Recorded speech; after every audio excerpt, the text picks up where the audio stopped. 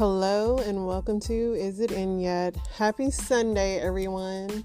I had a day of more of Soprano watching. I can't stop watching that show. I'm in season 4, and when Carmela finally confronts Tony about all his cheating and everything, man, that lady should have got an Emmy. I need to look up and see if she got an Emmy, because I always felt like James Gandolfini was a really good actor, but she nailed that role, man. She nailed it, from her love affair with Furio to never ever getting experience, what Tony was, and she was always being the dutiful wife. And Carmela went so underappreciated at all times, and it was just sad. But in the end, she just had this loyalty and love of Tony, even though Tony was just this big ball of toxic masculinity, all jacked up from a mother that treated him bad, to just all the violence he's seen. He's a complicated man, but I do know that he cared and loved for his family. But just watching that scene with him and her going back about him cheating and all that, and she was trying to get back on the good foot with him, and every time it would just be some woman calling about him sleeping with her. This one was a one-legged Russian that he had sex with, and a one-legged Russian, all because the lady listened to him. I think that, Tony wanted Carmela to listen to him, but dude, you've hardened her. She's had to harden herself from all the years of cheating and killing and arrest and this and that. Neither one of them were catching breaks, and in the end, they stayed together. But so if you haven't watched Sopranos by now, spoiler alert, they stay together. So I did that and did chores, worked out, and came to work. How fun. Isn't it all fun? Let's see. So the residents of Mississippi, the Mississippi town destroyed by tornado, continuing their search for their loved ones. 26 people were killed and some are missing. Georgia has also declared a state of emergency after multiple tornadoes that are battering their state. So tornado season is amongst us. Be safe and listen to those sirens. Protests are erupting in Israel after they fired the defense chief. So they have protests going on over there. New Mexico is experiencing a wildfire. There's a mayor election going on in Chicago.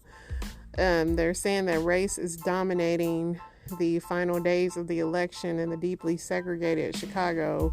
They wore black t-shirts bearing an image carried "Women for Brandon Johnson" signs instead of their phones to get ready. And when Brandon Johnson walked off stage at a community center after a campaign event on March 18, they mobbed him. Johnson, a mayoral candidate, navigated the throng to exit into a stairwell. Then aide pressed her back against the door behind him to block the flow of traffic.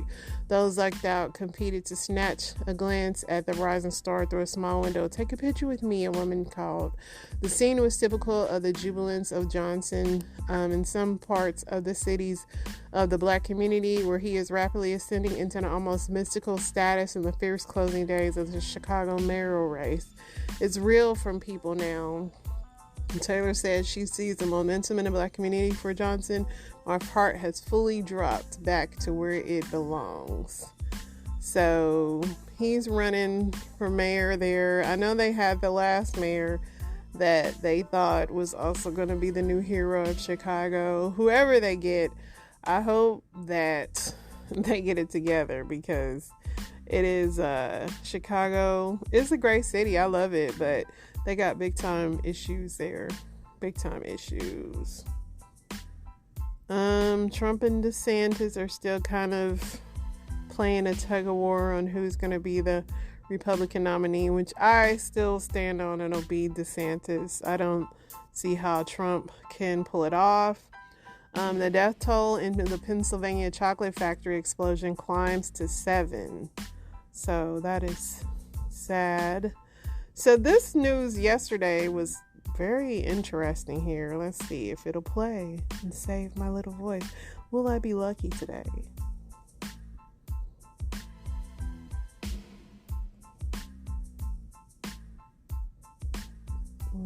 see. I almost wish I had some Jeopardy music to go with this. And it probably won't. Because this is how my luck goes. It's just like, why? I mean, don't you guys sometimes want it to play? I think I do. But it's this freaking Wi-Fi or something. I don't know.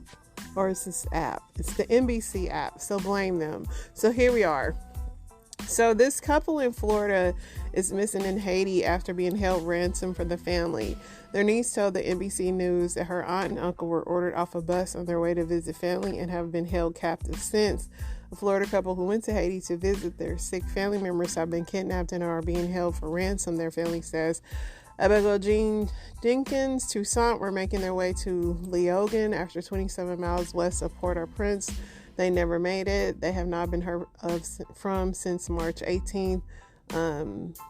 Christy Dorms, their niece, told NBC Miami that a group ordered her aunt and uncle off a bus and have kept them captive since. The family said that they paid more than $2,000 of the $6,000 ransom that had been demanded. The kidnappers changed the deal. It's a lot of emotions. It's devastating. You feel angry it happened, and then you feel numb. They urge people to contact their state representative to ask for help in bringing them home. The State Department said in a statement Sunday that it was aware of reports that the two Americans were missing in Haiti. When a U.S. citizen is missing, we work closely with the local authorities as they carry out their search efforts, and we share information with the families. First Haitian Baptist Church of Pompano Beach posted the Toussaints on Wednesday, asking for its congregation to pray for the couple. Along with prayers, we are also challenging the government to use their resources in bringing them back. So I think the bond went from 4,000, or the ransom went from 4,000 to 400,000.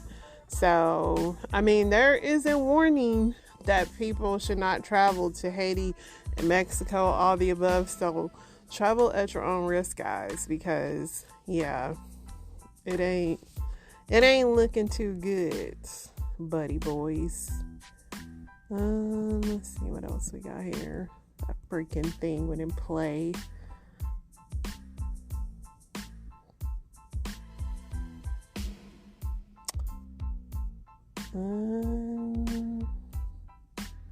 Jeremy Renner, the Eagle dude in the Marvel Hawkeye Eagle, he posts a video of him walking on the anti-gravity treadmill months after his harrowing snowplow accident.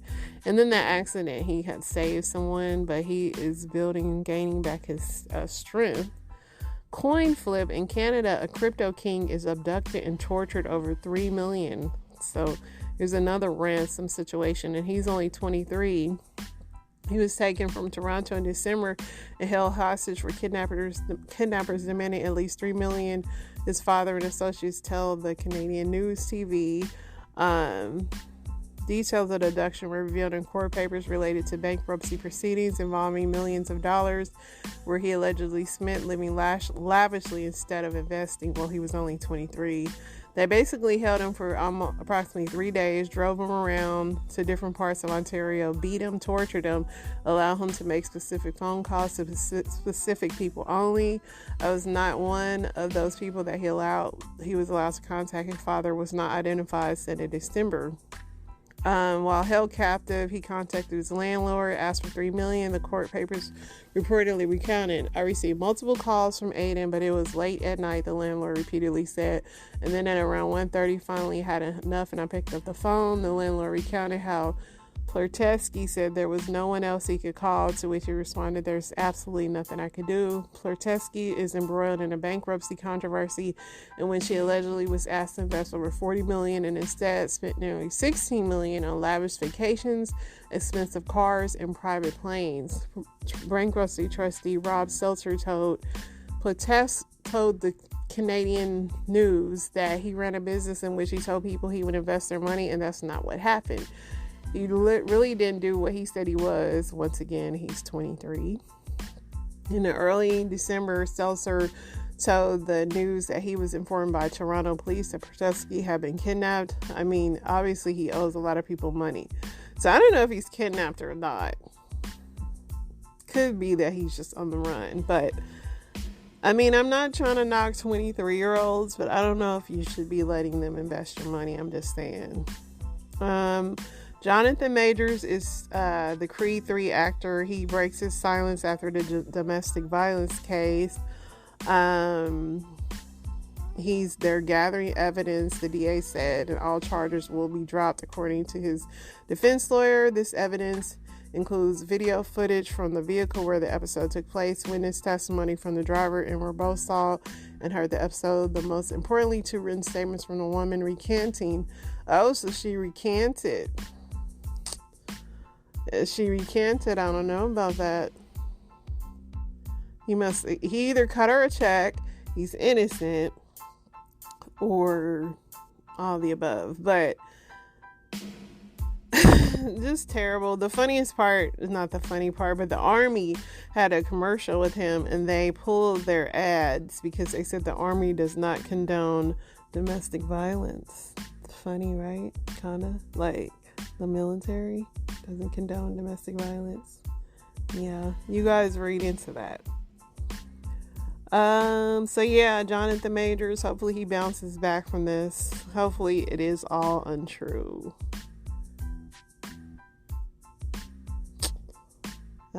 Let's see what else we got here. So the OnlyFans judge that I told you guys about yesterday, he's partying in Vegas as a New York City councilwoman calls for his disbarment. He was already fired, but she wanted him disbarred. I mean, I say let him take a sabbatical or whatever and live his life, and then he can come back. I mean, passing the bar exam is not easy. The man worked hard. He partied and, you know. So this lady has 2 brother husbands. I always wondered how that can go. I personally have never wanted that much male attention, but TLC has this new show called Brother Husbands, where I guess the women are dating 2 guys. But what's good for the goose is good for the gander, right? Let's see if this trailer will play.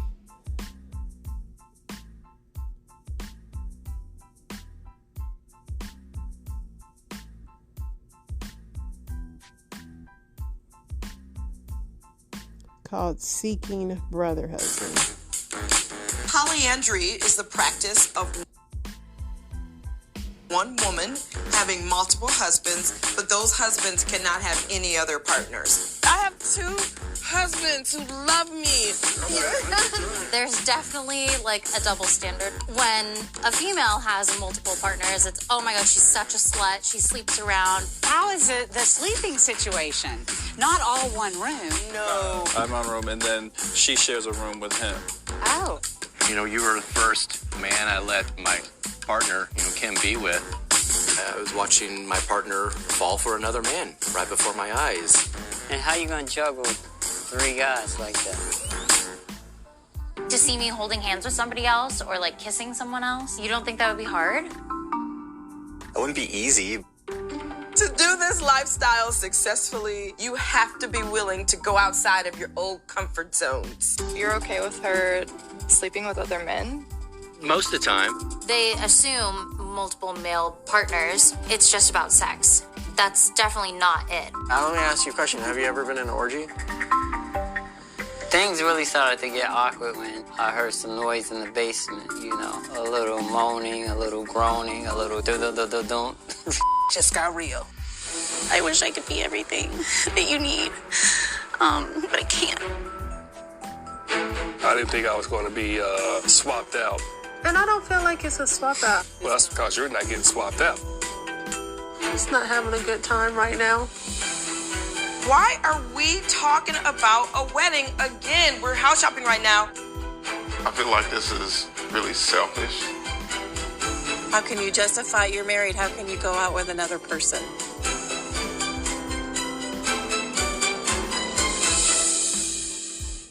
Don't you just love the theatrical music? So yeah, I guess these women have a hungry appetite for men because, I don't know. I mean, listen, it seems ideal that you could have multiple partners, but that is dealing with 2 moods, 2 personalities and don't even think about bringing kids in this situation, as well as your own.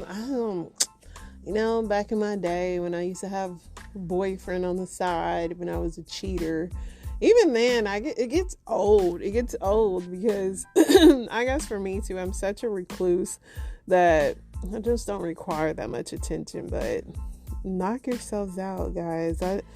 I mean, polyandry. That's what it is. Interesting. Let's see what else we got here.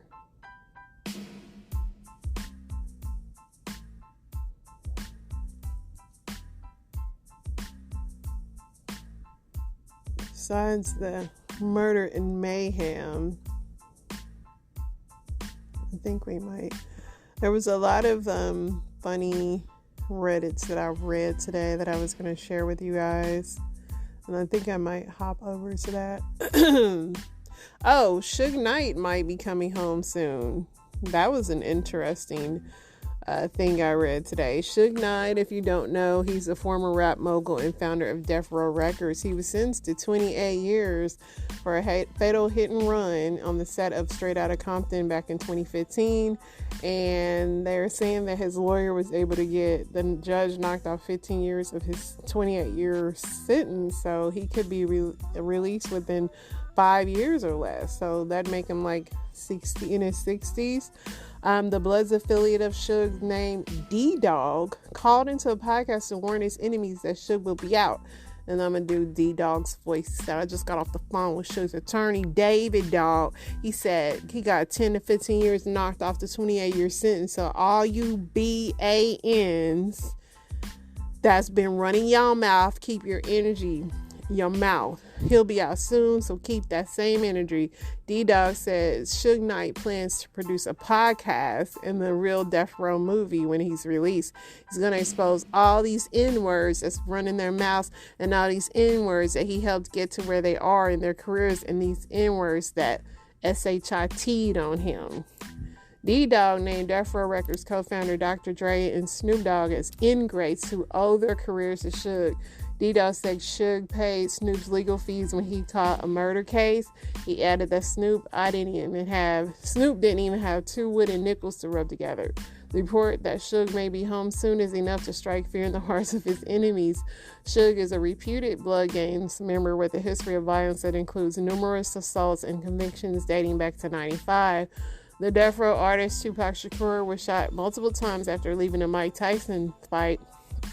In September 1996, Tupac died in a Vegas hospital on September 13 of 25. Tupac's alleged killer, Orlando Anderson, a Southside Compton's Crip member, died in a gang shootout 2 years later. Sources say Suge put a hit on him to avenge Tupac's murder, which I always heard that Suge was behind it, but that's just word on the street. But it's funny how everybody's starting a podcast now.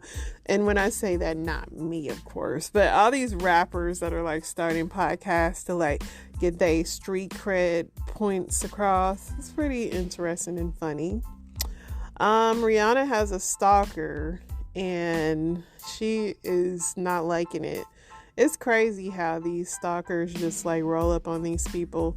I'm like, what kind of security are you guys paying for? So let's get into these Reddit, guys. These things were pretty funny, and I just couldn't get enough of them. Let's see here. What did I read? That was so funny. Oh, this one. This one had me cracking up. How do you let your girlfriend know her vaginal area has an odor that might require additional maintenance without embarrassing her? Serious answer, please just tell her she probably has bacterial vaginosis and it can do horrible damage if left untreated. Even if she gets upset and embarrassed, she likely will. It will help her. She'll eventually understand. So that's the serious one. But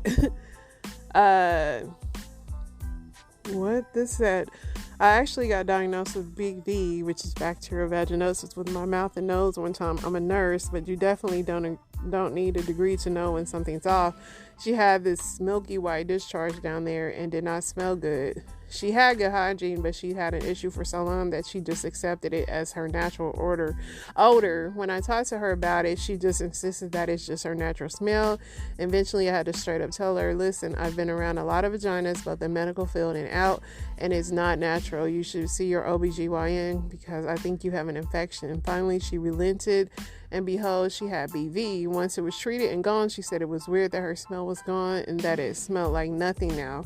I just wonder how long she had this and assumed it was completely normal. Edit. I was dating her. She was not a patient. I'm not out here eating PUSSY during my assessment to judge women's vaginal health. That is funny. Kinda. But it was some funny responses that have now been pushed away. Let me see. Okay, this one was funny. So this is how this guy says he would do it. He say, sit down. No, over there. We need to talk. No, wait. You might want to stand. Here, how are you, my darling? What's happening there? I hate to be rude, but I must interfere. My sweetheart, my angel, my baby, my boo. There's something important I need you to know. You're rotten. You're rancid. You're ranking. You reek. Your under's a blunder. You foul odored freak. You're filthy, you're fetid, you have to admit, go jump in the shower, you smell like S-H-I-T, that is funny. Somebody said the pussy poet laureate has spoken. I, the penis poet, have at last found a worthy opponent. Grimiest sprog ever. That was a poem, so, if you want to send that, that's fine. Yeah, these were funny, dude. But yes, BB is a thing, and they say you can get them from men, so I don't know. But yeah, if you have a little older down there, ladies, why ain't y'all going to the OBGYN? That's what I don't get. If you just take a trip to the OBGYN, they can tell you. They do the swabs, the pap smears. They'll tell you. That to me is what the issue is, like with most people that don't understand they have things. Like, go and get checked. And then you won't have to worry about that. So how do you tell your girlfriend she has a mustache? One of my exes from high school told me that I didn't realize that everyone could see it. Now I have to shave it every time I shower, and I can see it even when it isn't actually there. Definitely destroy my self-confidence. My fiance said it isn't easily seen even if it's grown out, but it's all I see, which definitely sounds like PCOS. And I wax my face, like I hate any hair. I wax my little, where I guess could be baby sideburns. I don't know. I'm a waxer. So that, but it, but I see women rocking whole beards and mustaches and they're married. So I don't know. You could either find a guy that likes facial hair, and I see a lot of women that wear lipstick and completely no. Somebody said she knows already about the mustache. And she could already know. Somebody said, I must ask you a question. Yeah, I'm pretty sure she knows she has a stash, and the dude that she was probably dating didn't care, because a lot of dudes do date girls with stashes. Like I've seen married women with stashes and lipstick on. What are the craziest things you have done because you were horny? Let's see what you crazy horn toes was out there doing. Stole my mom's car before I had a license, drove 50 miles out the middle of the night, stuck in this girl's window consensually to lose my virginity while her cannabis farming, gun owning dad was in the next room. I rinsed and repeated this process about 5 more times.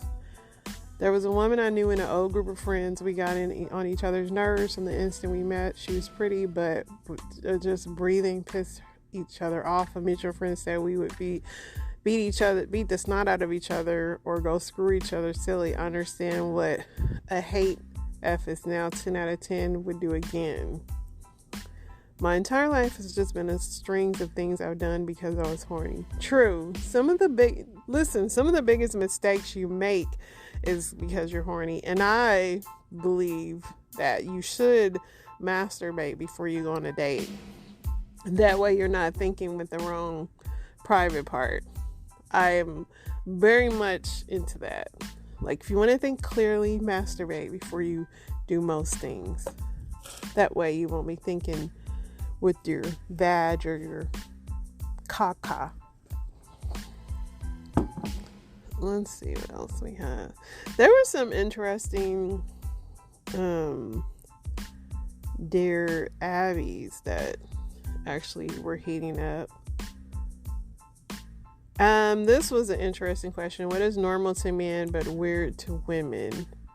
And my husband actually kind of said this today, which was funny. Having friends who you can spend an entire day with helping work on a project, and when you get home, your wife will ask questions about what's going on in your friend's life, and you have no idea, but he's still your friend, and you both thought it was a good day. That's true, because my husband was gone today helping his friend. I was like, what's going on with him? He's like, nothing. We just moved furniture. And I was like, some men really just like hang out together all day and don't ask like how each other's doing. And I find that so strange, which is funny. But looks like you men do that a lot. You guys just be together all day. That side step to unstick your nutsack. Yeah, you guys have a lot of nutsack sweat and adjustments going on. This one again, friendship based on activities instead of personal connection. Yeah, you guys do that a lot. And I guess for women, that's just weird because we hang out, we're going to probably talk about something deep.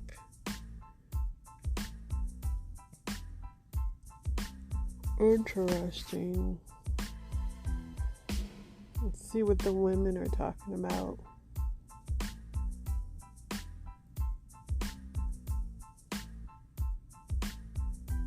Oh, this one was so crazy. Do you take your tampon out before showering? Of course you should. That's like saying, do you brush your teeth in the morning? Like, you wash your face and everything, but you don't brush your teeth. But there's people that don't. They said if they just put it in, they don't. But the string is gonna get wet. And yeah, it's weird. But yeah, some people said if it's fresh, I don't. Some people say yes, I want to let her breathe. Yes, plus she should wash the area.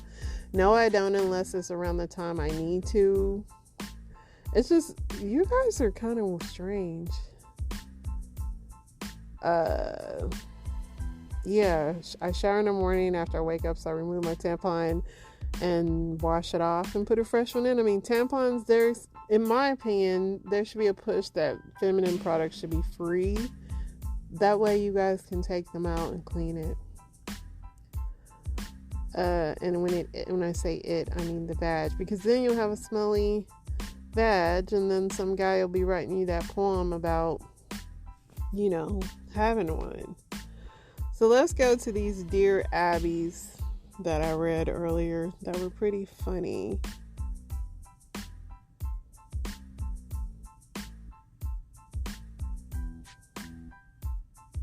Because sometimes Dear Abby just goes on about grandparent things, and I'm like, what are you guys whining about?